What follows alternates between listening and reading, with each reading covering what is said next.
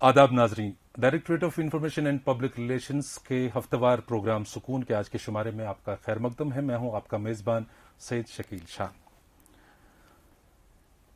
Covid की बात करें या इन जनरल लोगों में परेशानियों के हवाले से बात करें, आमतौर पर देखा जाता है एक इज़्तिराबी कैफियत है, एक तजब्जुब है, खौफ का माहौल होता है और ये सब चीज़ें कुल मिला के इंसान के अंदर एक ऐसी कैफियत पैदा कर देती हैं कि हमारा दिमाग कभी कभी यूं लगता है कि काम करना छोड़ जाता है या इतना स्ट्रेस बढ़ जाता है कि इंसान को फिर सिर्फ दिमागी नहीं बल्कि उसका जिस्म पर भी बरह रास्त असर पड़ता है। ये सब बड़े नाजुक मामलात हैं और अहम मौजू है जिस पर हमने आज बात करने के लिए मद्दू किया अपने स्टूडियो में डॉक्टर दीबा नज़ीर साहिबा को, जो कि साइकेट्रिस्ट हैं, institute of mental health and neuro sciences Rainawari में तैनात हैं।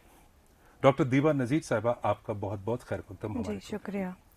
सबसे पहले आपसे जानना चाहेंगे कि चूंकि शुरू में मैंने तमहीद में कोविड के हवाले से बात की, कोविड ने ऐसी एक सूरत हाल पैदा कर दी, जान का खतरा सभी को लगा, उसके बाद एहतियाती तदाबीर भी वज़ा किए गए और उस सब कुल मिला के एक खौफ का माहौल तारी हुआ और परेशानी, इज़्तिराब, वहम, सब कुछ कुल मिला के एक स्ट्रेस की दुनिया में लोग आ गए। तो कैसे मैनेज किया जा सकता है इस सूरत हाल को? देखिए, पहले एक चीज़ हमें जो बहुत इम्पॉर्टेंट है हमें समझना कि कोविड की वजह से यूजुअली जो लॉकडाउन हो गया, सब लोग अंदर ही रहने लगे। जितना इंटरेक्शन लोगों का एज ए फैमिली मेंबर आपस में पहले होता था, अब उससे काफ़ी ज़्यादा है। मतलब हस्बैंड्स वर्क पे नहीं जा रहे हैं, बच्चे घर पे हैं, वाइफ्स घर पे हैं। तो अगर इंग्लिश में बोला जाए बर्न आउट मीन्स बर्दाश्त नहीं कर पाते हैं फिर। जैसे गुस्सा जो है, चाहे वो वालिदैन को गुस्सा आता है अपने बच्चों पे, इसकी वजह से बड़ी प्रॉब्लम्स हो गई। या हस्बैंड वाइफ जो साथ में है तो उनको आपस में जब उनकी आपस में प्रॉब्लम्स हो गई या क्लैशेस हो गए, उनमें भी बच्चों के जहन पे बहुत ज्यादा असर पड़ जाता है। जी। और अगर अब देखा जाए मैनेज कैसे करना है, अब हमें देखना है कि प्रॉब्लम क्या अराइज हो रही है मैनेज के लिए। सबसे पहली चीज ड्यू टू लॉकडाउन, जैसे हम कहेंगे वर्ड एंग्जाइटी, जो सबसे ज्यादा बेकरारी, बेचैनी लोगों में हो गई, चाहे वो रिलेटेड टू इलनेस है कि ये बीमारी हमें होगी, बाहर से कोई आएगा और हमें ये बीमारी हो जाएगी, या वो बिकॉज आपस में जो इख्तिलाफात हो गए, एक साथ ही बैठे रहने जब दो बर्तन हम बहुत सारी जगह एक जगह रहेंगे तो टकराएंगे, तो हाँ, जिसकी वजह से प्रॉब्लम्स हो जाती हैं। तो हमें उसी तरीके से इसको मैनेज करना है कि आखिर प्रॉब्लम है क्या, प्रॉब्लम अराइज क्या हो रही है।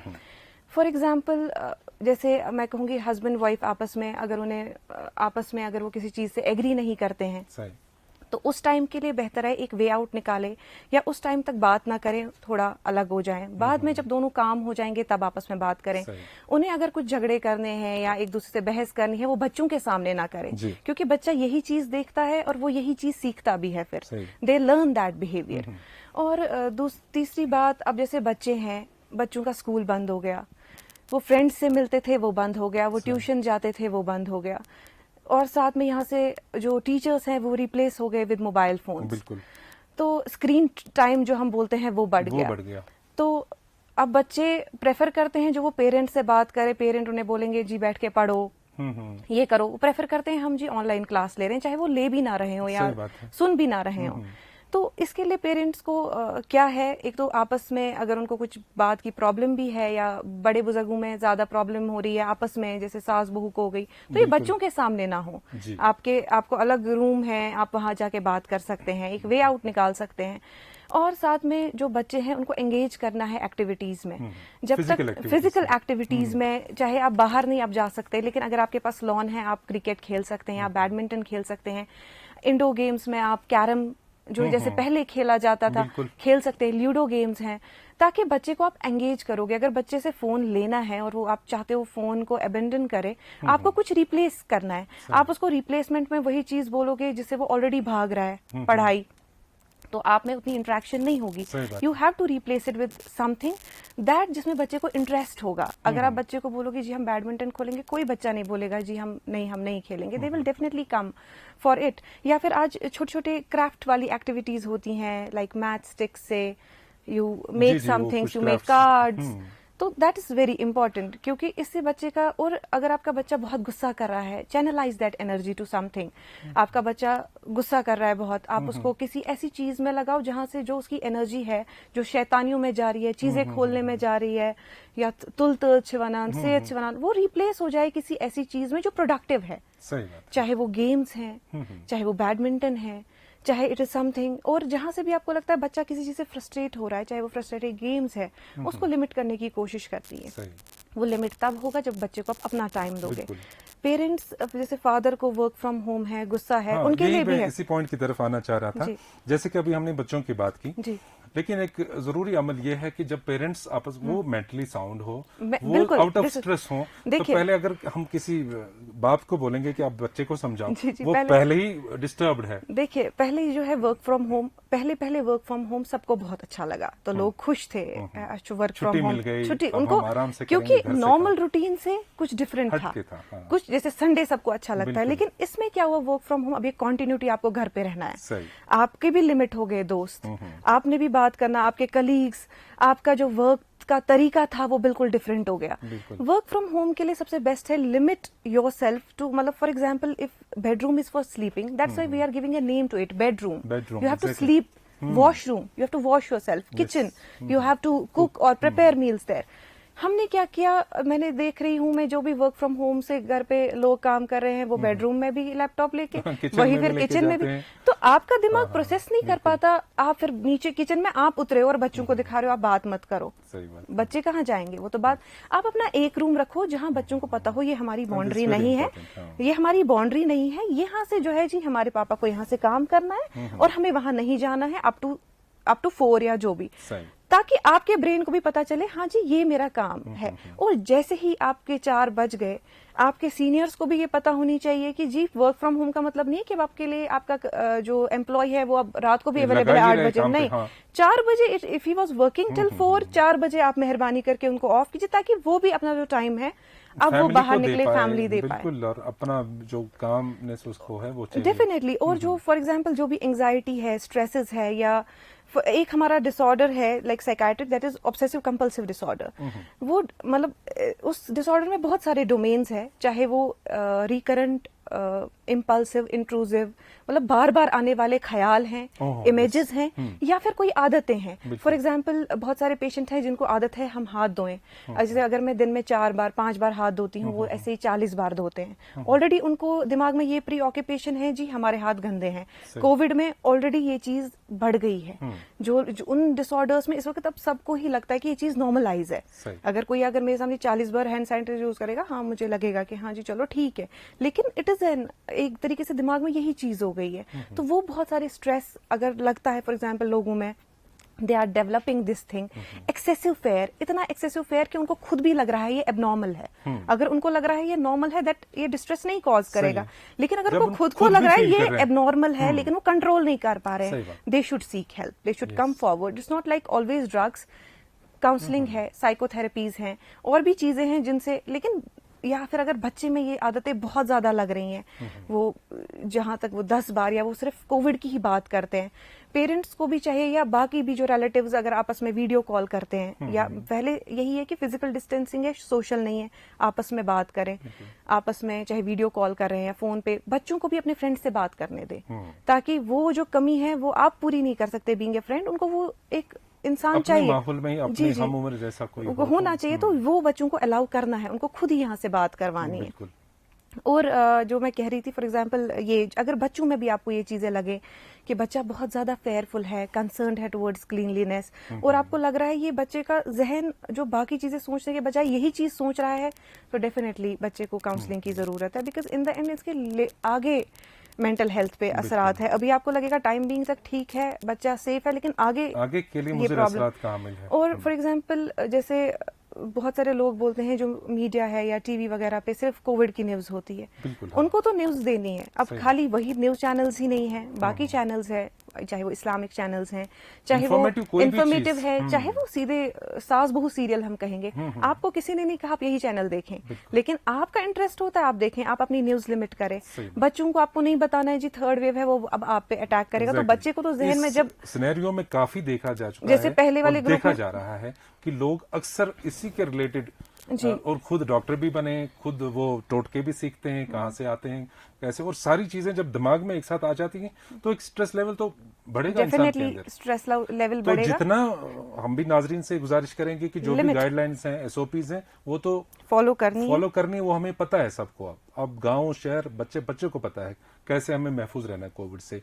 अब हम रिपीटेडली इन्हीं न्यूज की तरफ, इन्हीं खबरों की तरफ जाएंगे तो ये भी एक तरह से आपके दिमाग पे एक बर्डन बढ़ जाएगा। या फिर आज हमारे पास यूट्यूब है, कुकरी क्लासेस होती हैं, कुकिंग, आप बच्चों को एंगेज करें, वो वाले बच्चे जो 12 साल से ऊपर हैं, गर्ल्स हैं, आप उनको बताएं आज हम पिज्जा बनाएंगे, डेफिनेटली उनके लिए एक अलग चीज है, एक इनोवेटिव चीज है, वो भी करेंगे एंड दे विल एंजॉय, उनके लिए गेम होगा, आपके लिए हेल्प होगी and they will also learn this thing, क्योंकि यहाँ वाला टाइम है कि हमें बच्चे को प्रोडक्टिव कैसे बनाना है।